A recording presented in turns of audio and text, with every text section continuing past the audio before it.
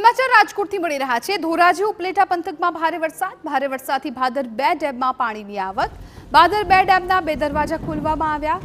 અત્યારે રાજકોટમાં ખાસ તો ધોરાજી ઉપલેટા પંથકમાં ભારે વરસાદી માહોલ છે અને 2 ડેમમાં પાણીની અત્યારે ભરપૂર આવક થઈ રહી છે, જેને કારણે ડેમના દરવાજા ખોલવામાં આવ્યા છે। ભાદર 2 ડેમના 2 દરવાજા ખોલાયા છે।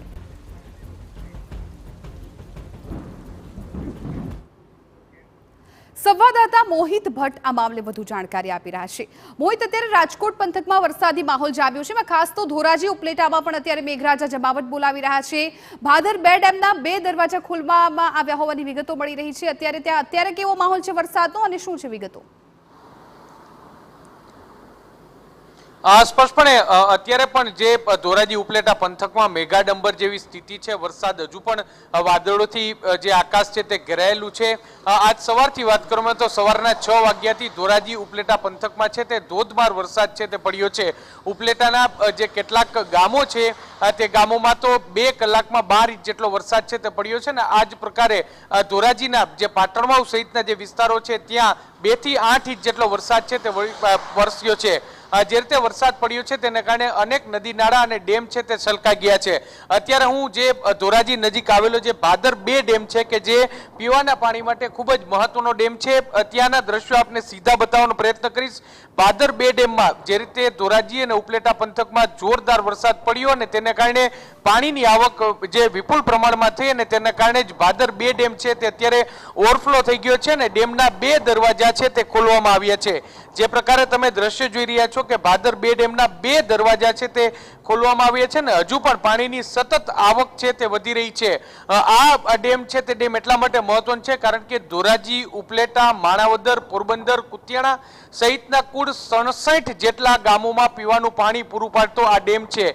જે રીતે જે છેલ્લા 2 થી 3 દિવસથી ધોરાજી, ઉપલેટા, પોરબંદર પંથકમાં વરસાદ છે તે વરસી રહ્યો છે અને તેને કારણે ભાદર 2 ડેમ છે તે અત્યારે ઓવરફ્લો થયો છે। સિંચાઈ વિભાગ છે તેમના દ્વારા જે નીચાણવાળા વિસ્તારો છે તેને હાઈ એલર્ટ પર રાખવામાં આવ્યા છે અને ત્યાં નદીના પટમાં કે અહીંથી જે નીચાણવાળા જે ગામો છે ત્યાં લોકોને અવરજવર ન કરે તે માટેની તમામ તકેદારીના પગલાં છે તે લેવામાં આવ્યા છે અને અત્યારે જે એક પ્રકારે નયન રમ્ય દ્રશ્ય છે તે અહીં જોવા મળ્યું છે કારણ કે જે પ્રકારે વરસાદી માહોલ છે અને સાથે સાથે જે પ્રકારે જે લીલીછમ ચાદર છે તે ઓઢી હોય તે પ્રકારના દ્રશ્યો છે તે અત્યારે જોવા મળી રહ્યા છે। ઓવરઓલ રાજકોટ જિલ્લામાં જે રીતે હવામાન વિભાગે હાઈ એલર્ટ આપ્યું છે ને તેની સીધી અને સૌથી વધારે અસર છે તે ધોરાજી ઉપલેટા પંથકમાં અત્યારે જોવા મળી છે।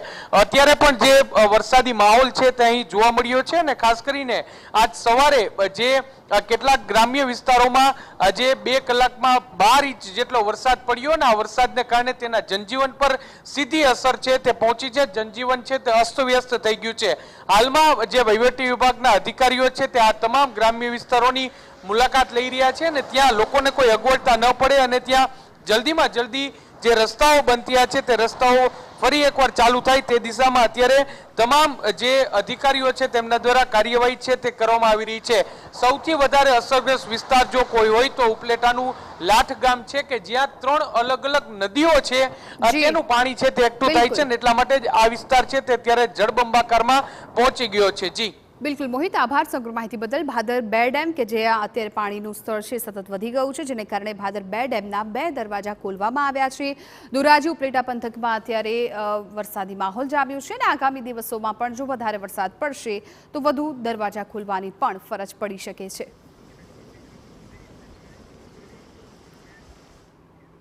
અત્યારે રાજકોટના ધોરાજીના પીપળિયામાં પણ ભારે વરસાદથી હાલાકી। પીપળિયામાં અનરાધાર 6 ઇંચ વરસાદથી ગામ પાણી। ભારે વરસાદને કારણે ગામમાં વહેતી નદીઓ થઈ છે। ઇન્દિરાનગર વિસ્તારના અનેક ઘરમાં પાણી ભરાઈ ગયા છે। સમગ્ર સોસાયટીમાં જળબંબાકાર જેવી સ્થિતિ છે।